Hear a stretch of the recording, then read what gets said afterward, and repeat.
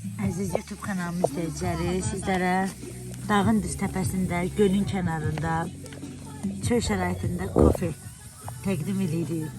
Yəni kofeni sevən insanlar görün ki, hansı ekstremal vəziyyətlərdə onu dəmləyirlər, hazırlayırlar.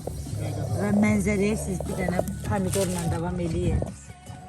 Burada qəşəng pomidor doğranılır qızlar tərəfinə. Bir beləcə göl.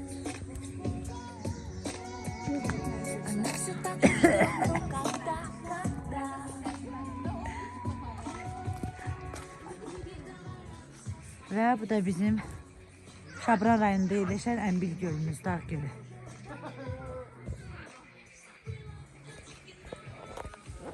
Natavanla səyahət izlədiyiniz üçün sizlərə təşəkkür edirəm.